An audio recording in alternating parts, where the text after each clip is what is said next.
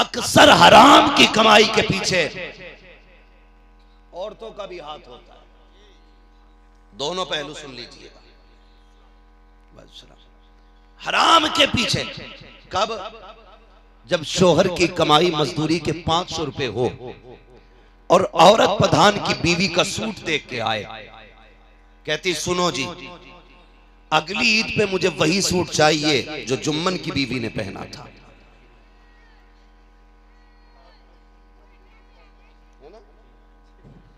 क्यों नहीं भाई? अब अगर हर कोई चाहे नईम भाई की बीवी की ओढ़ हो, मुश्किल है। तो जब बीवी ये कहती है मुझे वो चाहिए जो इनकी बीवी ने पहना, तो बेचारा शौहर मरता क्या ना करता, फिर वो इधर उधर देखता है। एक सूट के लिए 10,000 उसे चाहिए। वो गरीब जो मुश्किल से 400 रुपए कमा के लाया है, वो 10,000 का सूट कहां से खरीदेगा?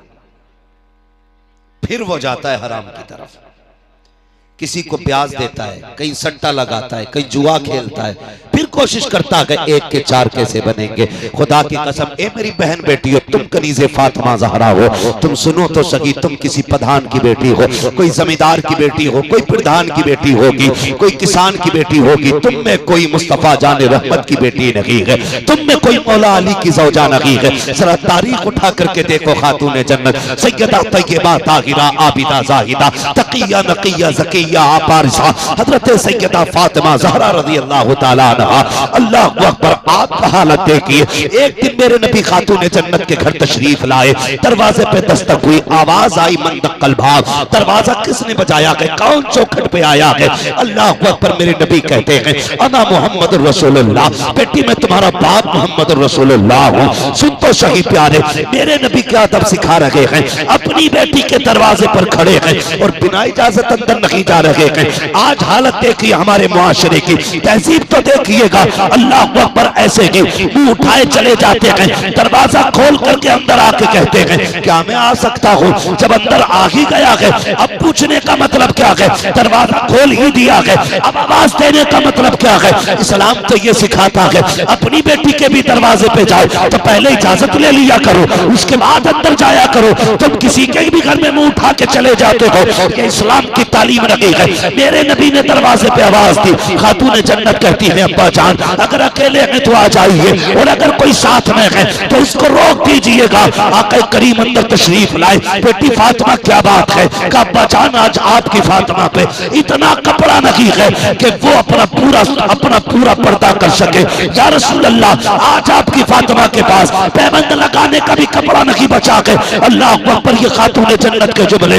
उसके बाद खातून जन्नत ने जैसी मुसल्ले पे खड़े होकर नियत बांधी है, मारे कमजोरी के गिर जाती है। मेरे नबी ने उठा के बेटी को सीने से लगाया, फरमाया फातिमा बता तो सही, ए बेटी क्या बात है? तबीयत तो ठीक है? कहती अब्बा 7 दिन से कुछ नहीं खाया है, कमजोरी खड़ा नहीं होने देती है। 7 दिन के फाकों के बावजूद खातून जन्नत का मुसल्ला नहीं छूट रहा है।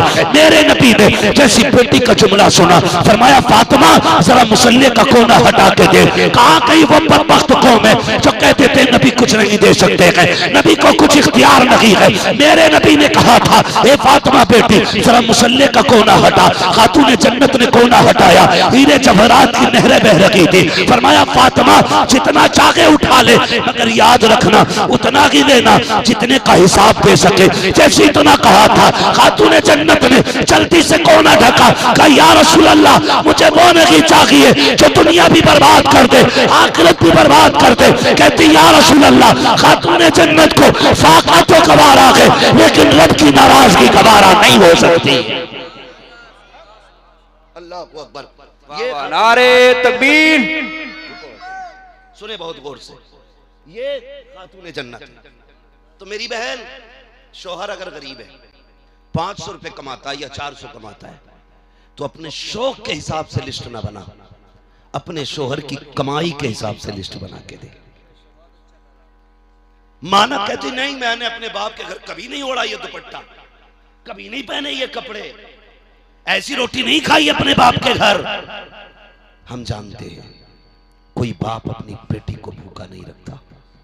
हम ये भी जानते हैं कोई बाप अपनी बेटी को नंगा नहीं रखता। हमें यह भी पता है बाप अपनी जूतियां बेच देता है लेकिन बेटी के पैर की जूती टूटने नहीं देता। हम ये भी जानते हैं कि बाप अपने तन पे पैबंद लगा लेता है लेकिन बेटी के तन पे पैबंद नहीं लगने देता। आज तू यहां चल के आई है, ये ताना मत देना मेरे बाप ने कभी मुझे ऐसा नहीं खिलाया, कभी मुझे ऐसा नहीं पिलाया। अगर तेरा शौहर गरीब है, बिस्मिल्लाह पढ़ के बैठ जा कि जिसमें तू राजी उसमें मैं राजी हूं। फिर मर के देख, रब कहेगा अब जिसमें तू राजी है उसमें तेरा रब भी राजी है। अपने शौहर की रजा पे राजी रहा मेरी बहन, शौहर की रजा पे राजी रहे।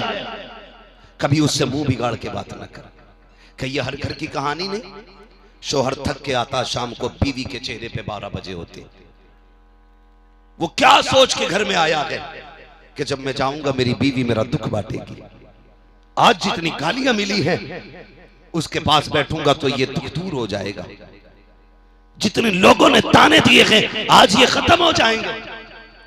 लेकिन तेरे चेहरे के परे जब बजे 12 वो अपना दुख भूल गया। वो तेरा चेहरे में देख के परेशान होता है, फिर रोता है तन्हाई में, कहता मालिक इसके लिए मैंने क्या नहीं किया। मंडी में लोगों की गालियां मैंने सुनी, मालिक ने गाली दे करके बिल्डिंग से नीचे उतारा था। लोग धक्के दे रहे थे कि भाग, तुझसे काम नहीं होगा। मैं गालियां सुन सुन के शाम तक 400 कमा के लाया। मैंने इसका क्या बिगाड़ा था। सुन, शोहर तो कुछ नहीं कहता लेकिन याद रखना जब रब की बारगाह में आएगी कोई बचाने वाला नसीब नहीं होगा, कोई बचाने वाला नसीब नहीं होगा।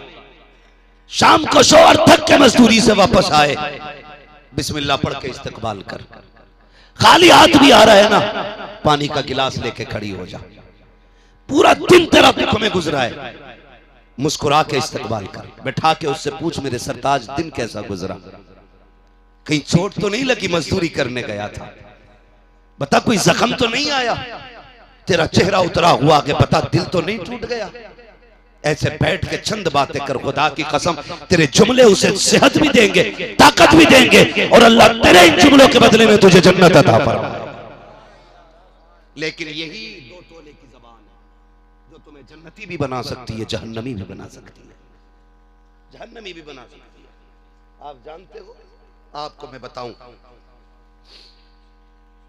एक अल्लाह वाले की कहानी सुनो, मेरी बहनें भी सुने और भाई भी सुने। खुदारा कभी शोहर के खाली लौटने पे ये मत कहना तू निकम्मा है, तुझसे कुछ नहीं होगा। रज़ाक ये नहीं, रज़ाक अल्लाह है। हाँ, रज़ाक, रज़ाक रोजी कौन देता है? जोर से सारे बोले। आज इसी बहाने बोल लो, ना जाने कब से तुमने अपने रब को ना पुकारा हो। कौन देता है रोजी? जितना बड़ा मजमा उतनी आवाज आपकी नहीं निकल रही, अपने रब को पुकारिए, बोलिए कौन देता है रोजी? अल्लाह। अल्लाह देता है, रिज़्क़ उसका है, दिलाते हैं। हाँ, अल्लाह रज़ाक है। शोहर को ताने न दे, ये बेचारा गरीब थक के आया है, इसे बैठा, इसे बैठा। अल्लाह अकबर। सुने, एक घर में फाके हुए अल्लाह वाले थे, उन्होंने बहुत बड़े गुनाह से, सूद से, ब्याज से तौबा की। वो घर बैठ गए, बुढ़ापा था, बच्चे भी थे। बीवी कहने लगी सरताज अच्छा किया आपने तौबा कर ली, लेकिन मेरे सरताज एक बात बताओ, अब 3 दिन का फाका घर में हो गया है, बच्चों का मुंह नहीं देखा जाता, कुछ तो लाओ, निकल करके कहीं जाओ। सुनना मेरी बात, बाप बाप होता है, बाप बाप होता है। वो जलजले से भी नहीं डरता, वो तूफान से भी नहीं डरता। उसकी हिम्मत बीच समंदर में हो, मौजें हो, तूफान हो, नहीं टूटती है। लेकिन बाप कब टूट जाता है? जब बच्चों के चेहरे पे भूख का एहसास देखता है तो बाप टूट जाता है, बाप टूट जाता है। हमारे मुल्क में वो लोग नहीं पकड़े जाते जो रिश्वत लेते, खुलेआम चोरियां करते, वो लोग जेलों के अंदर डाल दिए जाते हैं जो लोग अपने बच्चों के लिए चंद पैसे लेने के लिए बाहर निकलते हैं। अल्लाह करे मेरी बात आप समझ जाएं। तशरीफ लाइए कारी साहब, माशाल्लाह थोड़ा पीछे हो जाइए। नहीं माशाल्लाह आपके लिए तो कारी साहब जगह ही जगह है, अल्लाह सलामत रखे। तो वो लोग कभी नहीं टूटते। बंदा कब टूटता है? अक्सर जब बच्चों की भूख सामने होती है तब बंदा टूट जाता है। तब बंदा टूटता है जब बच्चे भूखे होते हैं, चेहरा उदास होता है। बीवी ने कहा सरताज जब बच्चों की भूख नहीं देखी जाती, बच्चों की भूख नहीं देखी जाती। कहा फिर? कहा कुछ लेने जाइए। शोहर ने थैला लिया, मंडी की तरफ निकला। जैसी बगल में दबा के थैला गया, बीवी ने कहा थैला कहां लेके जा रहे हो? कहा मजदूरी होगी, पैसा मिलेगा, बच्चों के लिए राशन लाना है। जैसे दरवाजे से 4 कदम आगे बढ़ा, बीवी ने आवाज दी मेरे सरताज। कहा क्या? उसने कहा खबरदार, खाली हाथ लौट आना, लेकिन हराम का 1 रुपया लेके नहीं आना है। ये किसने कहा? किसने कहा? बीवी ने। मेरी मां बहने भी गौर से सुने। क्या मसला भाई, इसे ठीक करो यार। बीवी ने कहा खाली हाथ आ जाना, लेकिन हराम का लुकमा ना लाना। मंडी गया। लोग भी बड़े चालाक हैं यार, बड़े चालाक हैं। लोग उसे मजदूरी के लिए लेके आते हैं जो ताकतवर होता है, जो हट्टा कट्टा जवान होता है, और उसे लाने की वजह यह होती है कि यह काम ज्यादा करेगा। यही होता है ना, हट्टा कट्टा है, जवान है, काम ज्यादा करेगा, ये सोच के ताकतवर को लाते हैं। मंडी में जाके बूढ़ा खड़ा हुआ, बगल में थैला दबाए खड़ा था। जो आता ताकतवर को लेके चला जाता, जवान को लेके चला जाता। फिर वक्त वो भी आया कि कोई ना बचा, तन्हा ये बूढ़ा रह गया। इसने कहा यार मुझे ले चलो, 10 रुपए कम दे देना, मुझे काम पे ले चलो। किसी ने कहा इस उम्र में काम तुझसे कौन कराएगा, जा जाके कहीं बैठ, अपने घर जाके आराम कर। उसने कहा बच्चे भूखे हैं, मुझे 10 रुपए कम दे देना, खुदारा तुम्हें खुदा का वास्ता, जब तुम मजदूरी कराया करो सिर्फ ताकतवर देख के ना लाया करो, कभी कमजोर को भी लेके आ जाया करो, कभी बीमार को भी लेके आ जाया करो। और मजदूर के सर पे खड़े होकर के 100 रुपए दे करके 150 के काम ना लेना, बल्कि ऐसा करना काम 50 रुपए का किया है तो 100 रुपए दे दिया करो, काम 100 का किया है तो 200 दे दिया करो। तुम मजदूर की थोड़ी मेहनत पे राजी हो जाओ, अल्लाह तुम्हारे थोड़े अमल से राजी होकर जन्नत अता फरमाए। अपने नीचे वालों पर रहम किया करो। क्या करे प्रधान के 100 बीघे धान थे, बना फिर है प्रधान, मजदूरी नहीं देता 10 दिन तक। धान कटवा लेगा, साहब पैसे चल बे, 400 रुपल्ली के लिए चक्कर काट रहा है। प्रधान ये तेरे लिए रुपल्ली होंगे, लेकिन ये किसी के दस्तरखान का इंतजाम भी हो सकता है, किसी के हॉस्पिटल की फीस भी हो सकती है, किसी के घर का चिराग भी हो सकता है। 400 रुपए तू नहीं जानता। ऐसा भी कोई मजदूर होगा जो घर से कह के गया होगा शाम को आऊंगा बेटे, मजदूरी का पैसा मिलेगा।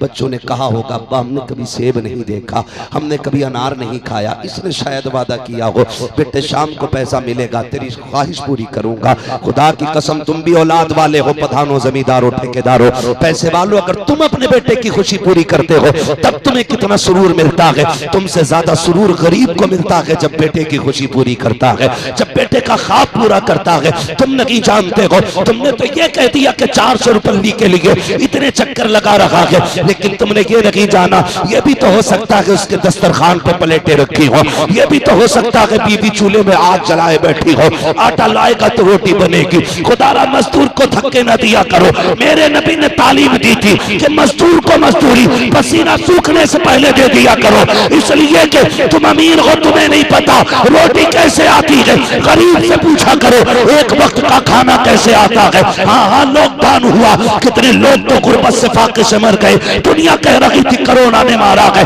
मैं कहता हूँ कोरोना ने नहीं बल्कि लोगों के सितम ने मार दिया है। हमने उन्हें ज्यादा राशन दिया जो जात के बेफकीर थे, बिरादरी के भिखारी थे, उनको हमने दिया था, लेकिन जरूरतमंदों को कभी नहीं सोचा। एक अच्छा भला इंसान जो सोसाइटी में इज्जत से रहता था कैसे रह पाता। मेरे पास राशन नहीं है, किससे कहता आटा नहीं है, किससे कहता कहता चावल लगी है, वो इज्जत से घर में बैठा रहा। और यार सिर्फ चेहरे देख के ना है फैसले किया करो, किसी की मुस्कुराहट के पीछे गम भी होते हैं, किसी के लबों की मुस्कुराहट के पीछे सदमे भी होते हैं। ये ना सोच कि ये मांगेगा तब दिया जाएगा। अगर तेरा पड़ोसी है और चूल्हे से धुआं नहीं उठा, एक बार पूछ ले यार आज कुछ पका नहीं है क्या, क्यों आग नहीं जली थी, तुम्हारे घर से धुआं नहीं उठा। अगर कहते बस यूं ही काम चल गया, समझ लेना आज इसके घर खाने नहीं है। अपने आगे का उठा, जा उस भूखे के आगे ले जाके बैठ जा। खुदा की कसम काबे में जाकर के लोगों पे लुटाने में इतना रब राजी नहीं होगा जितना भूखे पड़ोसी को खिलाने में अल्लाह राजी हो जाए। लेकिन हम तो खिलाते भी उन्हें हैं जहां नाम हो। बुरा ना मानिए, दे दिया करो टाइम से मजदूरी, दे दिया करो। मंडी से कभी लाओ ना, एक ताकतवर ले आओ, एक कमजोर ले आओ। किसी का चूल्हा तेरे घर से चल जाएगा तो खुदा की कसम तेरा काम भी महशर में किसी के इशारे पे चल जाएगा। तुम नहीं जानते हो ये भूखे पेटों की दुआएं कितनी बड़ी होती हैं। तुम नहीं सोच सकते ये जो भूखा मैदा होता है और जब रब की बारगाह में आवाज देता है, ये फिर टाली नहीं जाती है, फिर टाली नहीं जाती है। मुझे वो नौजवान आज तक याद है, उसने मुझसे एक दिन फोन करके कहा, कहने लगा हजरत जी मैं गाड़ी चलाता हूं। ताज्जुब हुआ कि रात मेरी आंख लग गई और 1-2 मिनट सोता रहा मैं, लेकिन शुक्र अल्लाह का कि मेरी गाड़ी पलटी नहीं। मेरा हाथ देखें कैसा एक जगह डटा रहा नींद में भी। मैंने कहा यार बता कौन सी नेकी करता है, कौन सी नेकी करता है। उसने कहा कि जब भी मैं गाड़ी से वापस जाता हूं ना, अपनी कमाई का 10वां हिस्सा जाके ना मैं मदरसे के तलबा को दिया करता हूं। मैंने कहा तुझसे किसने कह दिया, तेरे हाथ का ये एक्सपीरियंस था, तेरी जिंदगी का तजर्बा था, या तेरा पुराना ये मश्क की कारीगरी थी। नादान तू सो गया था, रब की रहमतों ने तेरी गाड़ी संभाल रखी थी, किसी की दुआओं ने तुझे संभाल रखा था। हाँ, भूखे पेटों की दुआएं बड़ी जल्दी कबूल होती है। कोशिश ये करना तेरी वजह से किसी का चूल्हा जले, तेरी वजह से किसी के घर के अंदर दस्तरखान पे रौनक आए। बुरा ना मानना, मैं कहता हूं खुदा करे हर बंदा मदीने शरीफ जाए, लेकिन लोग कहते हैं अल्लाह का शुक्र है मैंने 12 उम्रे कर लिए, 13 उम्रे कर लिए। ओ यार कब जाता है? मैं उम्रा करने रमजान में जाता हूँ। मैं कहता हूँ जब तू 13 उम्रे कर ही आया है, 1 उम्रे का पैसा गांव के गरीबों में तकसीम कर। कितने ऐसे गरीब रोजादार होते हैं जिनके यहाँ इफ्तारी के लिए पानी के सिवा कुछ नहीं होता। तूने गुंबद खजरा के साए में बैठ के इफ्तारी की तो क्या किया? उन्हें भी तो देख लेता जो अपने बच्चों के रोजे रखवा के सिर्फ पानी लेके दस्तरखान पर बैठे होते। उस पैसे से तुम नहीं जानते, कई बच्चे नहीं भाई कहते अब्बा हमें रोजा रखना है। सुना पहला रोजा होता है, बड़ी धूमधाम से रखा जाता है, लेकिन गरीब बाप ये तो नहीं कहता मेरे पास कुछ नहीं है। वो ये कह देता बेटे अभी तेरी उम्र नहीं हुई है, अभी तू बहुत छोटा है। वो अपनी गरीबी को बच्चे के बचपन में छुपाता है। काश क्या ही अच्छा होता, तू ना जाता 1 साल उम्र को, 1 साल तू खजूर इकट्ठा करके गांव के हर गरीब को तलाश करता, चुपके से रात में उसके बाप के हवाले कर देता। वो बच्चों के आगे भी रुसवा नहीं होता। कम से कम तेरी वजह से किसी बच्चे के पहले रोजे पे उसे खुशी मिल जाती। खुदा की कसम मदीने वाला भी राजी हो जाता, काबे वाला भी राजी हो जाता। कोशिश ये कीजिएगा कि तुम्हारे पैसे से किसी का चूल्हा जले। करेंगे इंशाल्लाह। बात समझ में आ रही है ना? तो मैं क्या अर्ज कर रहा था, बीवी ने कहा खबरदार खाली आता जाना, हराम का लुकमा याद है ना सबक, हराम का लुकमा जोर से नहीं, हराम का लुकमा नहीं लाना है। मंडी में बंदा खड़ा कह रहा यार मुझे ले चलो 10 रुपए कम दे देना, लेकिन लोगों ने अपना फायदा देखा, उस गरीब का किसी ने न देखा।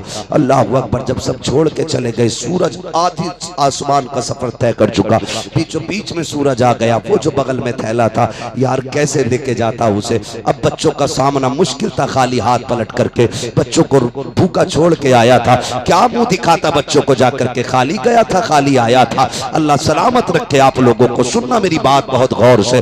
जब कोई नहीं मिला, सुने प्यारे, जब कोई नहीं लेके गया, अब ये क्या करता, घर कैसे जाता, सोचने लगा बच्चों को क्या मुंह दिखाऊंगा, अब क्या किया जाए। उसके बाद उसने दोनों तरफ नजर डाली, सामने मस्जिद का मीनार नजर आया।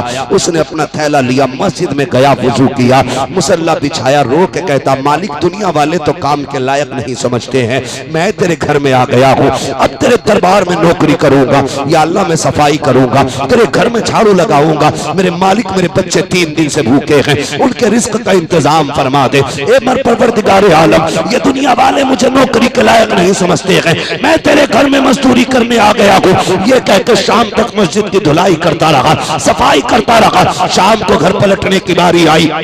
दिल ने कहा चल, फिर अक्ल ने कहा अभी उजाला है, बच्चे देखेंगे, कहा तब आना है जब बच्चे सो जाएंगे। रात के सन्नाटे पे दरवाजे पे पहुंचा, जैसी दरवाजे पे गया, दस्तक दी, ऐसा लगा जैसे बीवी दरवाजे पे इंतजार कर रही थी। दरवाजा खुला, बीवी ने शोहर का हाथ पकड़ा, उतरा हुआ चेहरा देखा। ये नहीं कहा था निठल्ले आ गया है, खाली हाथ गया था, खाली हाथ आया है। उसने थैला लिया, लेने के बाद साइड से रखा, शोहर से कहा वुजू कीजिए। शोहर ने वुजू किया, अपने मामूलात से फारिग हुए, बिस्तर पे लेट गया। बीवी सर दबाने बैठ जाती है, मेरे सरताज क्या हुआ? कहा मेरी बीवी मैंने आज मेहनत की है, कहा मजदूरी नहीं मिली, कहा इतने मैं मजदूरी मांग ना सका और उसने दी नहीं, कहा मांग ली होती, कहा इतनी बड़ी चौखट पे नौकरी लगी है कि मांगते हुए हया आ रही थी। बीवी ने कहा बड़ी अच्छी बात है, कल जरूर लेके आ जाइएगा।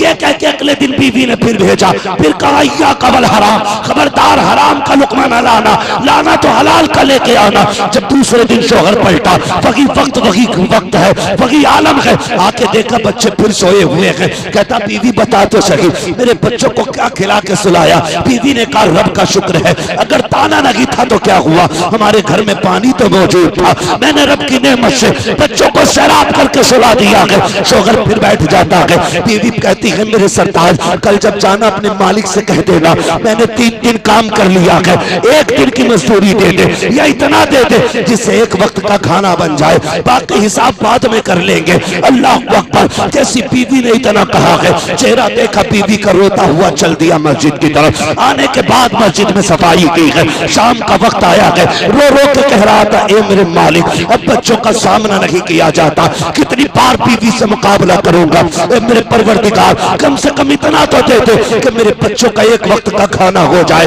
रो के कहता है मालिक मैं घर से चला था, मेरी बीवी ने इतना कहा था, अपने मालिक से कह देना इतना दे दे जो बच्चों का 1 वक्त के खाने का इंतजाम हो जाए। ये कहते रोता हुआ कहता मुझ पे बेखुदी तारी थी, क्या करता, खाली हाथ से बेहतर था मैंने थैले में मिट्टी रखना शुरू कर दी, मिट्टी भरी ताकि कोई देखे तो खाली ना समझे। मैं थैला लेकर के अपनी बस्ती की तरफ चला, रात का इंतजार कर रहा था। दूर खड़े होकर के मैंने देखा देखूं बच्चे सो गए हैं कि नहीं, घर की दीवारें नीचे थी। उसने कहा मेरे घर से धुआं उठ रहा था, मैंने जब धुआं देखा आगे मसल के सोचने लगा कहीं ऐसा तो नहीं है मेरा घर ना हो, मेरे घर में धुएं का क्या काम, मेरे घर के अंदर तो कुछ पकाने के लिए भी नहीं है। ये सोच करके करीब बढ़े, जाके देखा अपना ही चूल्हा है, दीवार से झांक के देख रहे हैं अपना ही चूल्हा है, उस पे पकवान बन रहे हैं। बड़ी तेजी से दरवाजे पे आए, फिर मामूल की तरह बीवी पहले से दरवाजे पे खड़ी है, जैसे आए हैं बीवी ने वेलकम किया, इस्तकबाल किया, घर के अंदर से खाने की खुशबू आ रही है। अब जरा सुनना प्यारे, जैसी खाने की खुशबू महसूस की, कहते मेरी शरीक हयात बता तो सही ये किसने भेज दिया है? मुस्कुरा के कहती है बड़ा अच्छा है तुम्हारा मालिक। कहा क्या कहना चाहती हो? कहा ये किसी और ने नहीं जिसके यहाँ मजदूरी करते हो, ये उसी ने भेज दिया है। बीवी ने हाथ पकड़ा, कहा बस ये नहीं है जरा अंदर तशरीफ लाइए। जैसे अंदर कमरे में लेकर के गई, नेमतों का ढेर लगा हुआ है, हर तरह का गल्ला मौजूद है, सारे फल रखे हुए हैं। कहा ये किसने भेजा है? कहा आपके मालिक ने भेजा है। रोने लग गया, कहा ये तो बता सिर्फ खाना भेजा है या कोई पैगाम भी भेजा है? कहा बीवी ने कहा सरदार वो जो लेके आया था कह के गया है कि मालिक ने ये कहा है अपने शोहर से कह देना वो काम में कमी ना करे, हम उसको देने में मजदूरी में कमी नहीं कर सकते। नारे तकबीर, नारे रिसालत, मसलके आला हज़रत, फैज़ाने आला हज़रत। हजरत फैजाने औलिया कराम सरजमीने बसौलिया इस्लाह मुआशरा कॉन्फ्रेंस हजरत अल्लामा मुफ्ती हम्माद रज़ा साहिब क़िबला, नारे तकबीर, नारे रिसालत। वाह वाह, बहुत खूब। कोशिश ये कीजिएगा हराम का लुकमा ना लाना, हलाल का लाना। कहीं ना मिले फिर बैठ जाओ मस्जिद में आके। हम तो माइल ब करम है, कोई साइल ही नहीं। राह दिखलाएं किसे रह रवे मंजिल ही नहीं। मांगो ना कभी हुजूर से, झोली फैला के मांगो। लोग कहते हैं दुआ कबूल नहीं होती, मैं कहता हूं मांग के तो देख। कभी मांगने बैठे ही नहीं। तूने तो हाथ भी रस्मन उठाए, मुंह पे फेरा चल दिया। किसी दिन जिद करके बैठ जा, जब तक देगा नहीं जाना नहीं है। जब तक देगा नहीं जाना नहीं है, बैठ वहां। फिर तू भी कहता हुआ आएगा, कौन देता है देने को मुंह चाहिए, देने वाला है सच्चा, देने वाला है सच्चा हमारा हमारा नबी। किसी का खेत नहीं काटना है, किसी की मेंढ नहीं काटनी है, किसी का चारा नहीं काटना है, चुरा के किसी का बकरा नहीं बेचना। बहुत चोरी होती बकरीद में। और कई लोग तो बड़े अच्छे लोग हैं, अल्लाह हिदायत दे। बकरा लेंगे तो बकरीद में बेचना है। और खास करके ये वो लोग होते हैं जिनका घर गांव के बाहर होता है। दिन भर बंधा रखेंगे, रात में छोड़ देंगे। पड़ोसियों का बेड़ा गर्क, बरसिंग खत्म, चरई खत्म। कहते किसने खाई? हमारा तो बंद रहा। अरे दिन में तो बंद रहा, रात भर में तो काम हो गया। मोहल्ले के खेत में चरा चरा के बकरीद तक बकरा पाला, और फिर कहते हैं मेरे बकरे पे मोहम्मद लिख रहा। रंग से लिख रहे, रंग से लिख रहे, रेट बढ़ा रहे। जी जी, मोहम्मद लिख रहा मेरे बकरे पे। पला कहां था? यानी खूंटे पे ही रहा। और वो जो बेड़ा गर्क कर दिया पड़ोसी का, पूरी खेती तबाह कर दी। क्या फायदा ऐसे बकरों से यार, क्या फायदा? फाके रह लो, किसी को एक रत्ती का नुकसान ना दो, एक रत्ती का नुकसान ना दो। पक्का मोमिन ही वो है जो अपने मोमिन भाई को तकलीफ ना दे। और कैयब को देखा कैसा, पूरे खेत में खोदे न खोदे, मेड़ खोदे। और चल के दिखा दो तुम उस पे, कभी इधर को गिरेगा, कभी इधर को गिरेगा, काटेगा मेंढी। थोड़ी बड़े चालाक लोग हैं, अब तो नीचे नीचे से कूदते, फिर पानी भर देते, वो मेंढ गिर जाती। फिर प्रधान कहते ये कैसे तोड़ दी? कैसा पानी से गिर गई। वो भाई नियत अच्छी कर, नियत अच्छी कर। अल्लाह बरकत देता है ना तो इतने से कोने में बरकत दे देता है, और जब वो लेने पे आता तो जबड़ों के अंदर से निकाल लेता है। हाँ, जमा कर कितना करेगा? एक थोड़ा निकालेगा कमर में, 15 लाख एक झटके में लगा देता है। फिर कहता हम ही बचे थे मुसीबत को। ये सितम जो किया है ना, ये उसकी हाय है। खुदारा कभी हराम के लुक में न लाना। बचेंगे इंशाअल्लाह, सारे बोलो इंशाअल्लाह। अपने रब से हलाल के लुक में तलाश कीजिएगा, अपने रब से।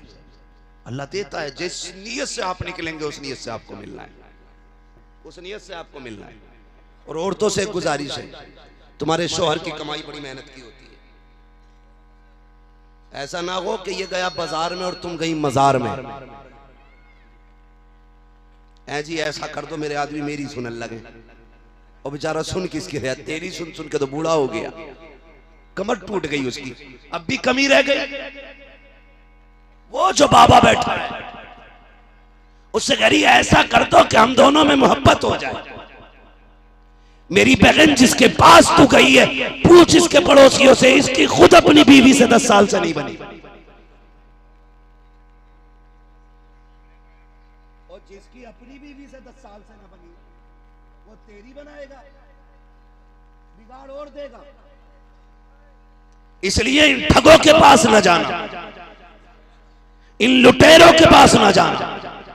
अगर तेरा शौहर तुझसे प्यार नहीं करता तो फिर कुरान लेके बैठ, पढ़ सूरह यूसुफ, पढ़ सूरह यासीन, मुकम्मल कर ये सूरत। हाथ उठा कि मालिक तुझको आयशा का वास्ता, तुझे खदीजा का वास्ता, तुझे खातून जन्नत फातिमा ज़हरा का वास्ता, मेरे शोहर के दिल में मेरा प्यार जगा। खुदा की कसम 6 किलो का तावीज वो असर नहीं करेगा जो कुरान पढ़ के उठे हुए हाथों की दुआ असर कर डाले। बहुत खूब। लेकिन कम तुम भी नहीं हो, कम तुम भी नहीं हो। ब्याह होते कह रहा तुझे अजमेर लेकर चल लिया, ब्याह होते ही अजमेर लेके जा रहा। जब पहले दिन तू अजमेर घुमा लाया तो कम से कम कलकत्ता तक तो ये भी तुझे लेके जाएगी। अजमेर लेके जा रहा, कलियर घुमा लो। चादर बोली थी ब्याह हो जाएगा तो चादर चढ़ाऊंगी, क्यों हो नहीं रहा था? खुदारा इस्लाम ने जो हद दी है औरत को, पता चला वो बीवी कहाँ है आपकी, कहना वो तो अजमेर गई है। बीवी कहाँ है? वो तो बदायूं शरीफ गई है।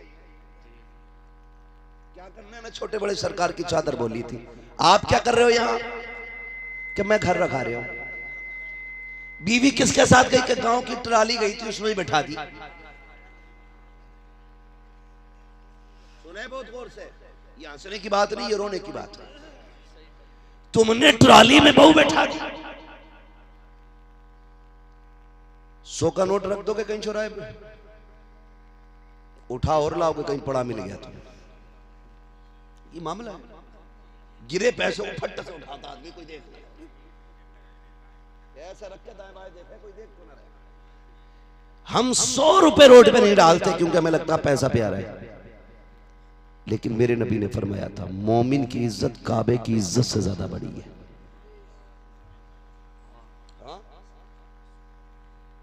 आप अपनी इज्जत की हिफाजत नहीं करते, ट्राली में छोड़ दी। गैया बाबा के पास तावीज रहने, और बाबा इतना बिगड़ा हुआ घुटने से घुटना मिला के बैठा है। कई औरतों को तलाक इसलिए हो गई कि उन्होंने शोहर के कहने से पीर के पैर नहीं दबाए। निकलो यार इन तमाशों से, सुनो इस्लाम क्या है। पतीले तू जान, चादर तू जान में इनकार नहीं करता, लेकिन मैं इतना जानता हूं कायनात में सबसे अजीम जगह मस्जिद होती है। कौन सी जगह होती है? बोलो भाई, मुंह खोल के बोलो, क्या होती है? सबसे बेहतर जगह कौन सी है? मस्जिद। लेकिन बताओ तुम्हारी बहन, तुम्हारी बेटी नमाज कहां पढ़ती है? बोलो, क्यों नहीं बोल रहे? पढ़ते हैं कि नहीं घर में लोग नमाज? तो कहां पढ़ते? मस्जिद में क्यों नहीं जाते? इजाजत नहीं है। इस्लाम में औरत को मस्जिद में जाने की इजाजत नहीं। कम से कम जुमा ही पढ़ने हो जाती, नहीं जुमा भी नहीं जाएगी तो साल में फिर ईद तो 2 ही बार आती, वो नहीं, वो भी नहीं कर सकती।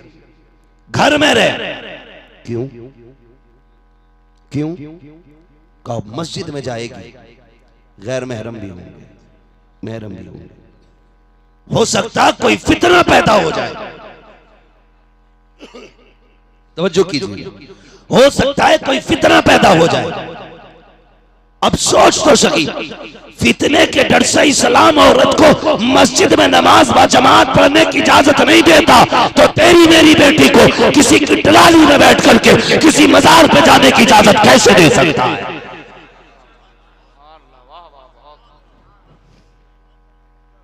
ये जो लक्ष्मण करम सिंह जन्म सिंह के साथ भाग रही है, उसकी वजह ये है कि जो ये जो आता है ना बिल्कुल बेटे की तरह है।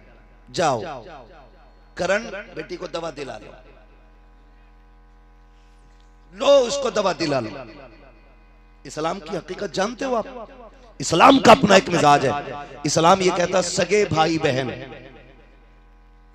सिर्फ समझदार हो जाएं, बालिग नहीं, समझदार अगर हो जाएं तो सगे भाई बहन को एक बिस्तर पे कांधे से कांधा लगा के बैठने की इजाजत नहीं। जो इस्लाम सगे भाई बहन को कांधे पे कांधा लगा करके चारपाई पे बैठने की इजाजत नहीं देता, वो तेरी बेटी को गैर की मोटरसाइकिल पे चिपक के बैठने की इजाजत कैसे दे सकता है?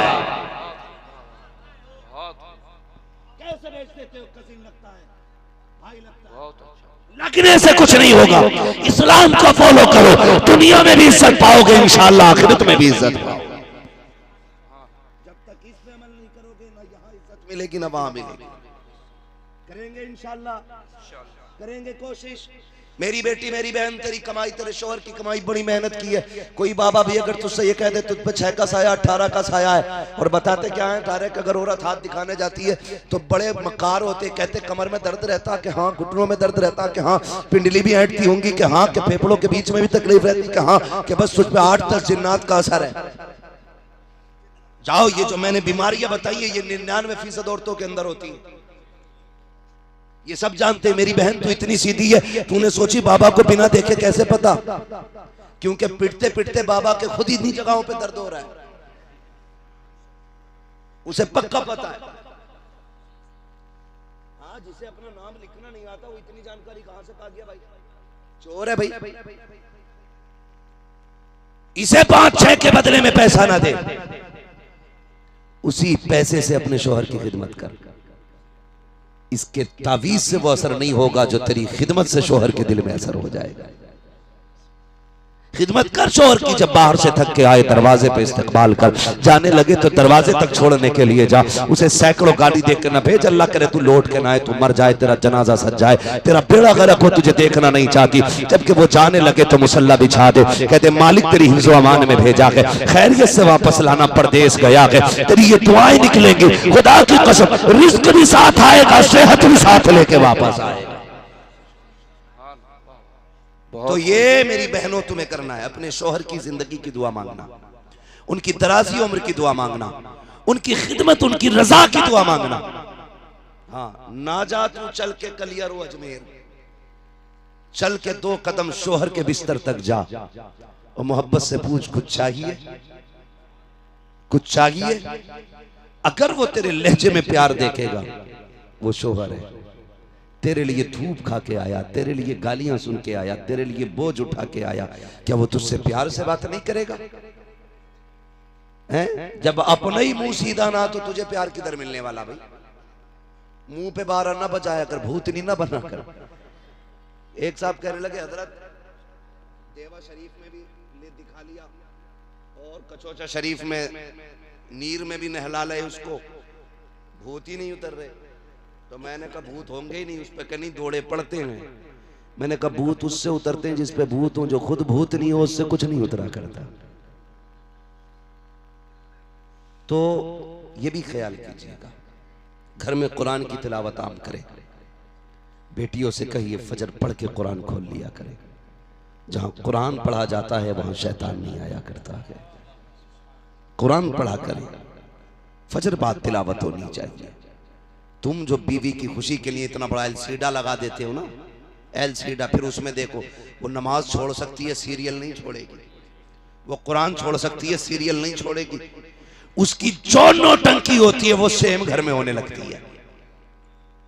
जब घर में हुई तो पता चला वो देवर के साथ भाग गई, वो साली को लेके भाग गया, वो खाला के साथ फरार हो गया। क्यों? नौटंकी अब जैसी देखोगे वही तो बनोगे ना।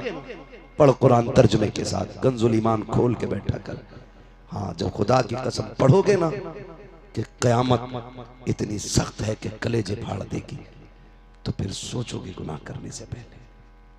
तिलावत किया करो कंजुल ईमान के साथ। तर्जुमा आला हजरत जो है कंजुल ईमान वो पढ़ा करो। उसके अलावा बाकी तर्जुमों से बचना। सबसे बेहतर तर्जुमा कंजुल ईमान।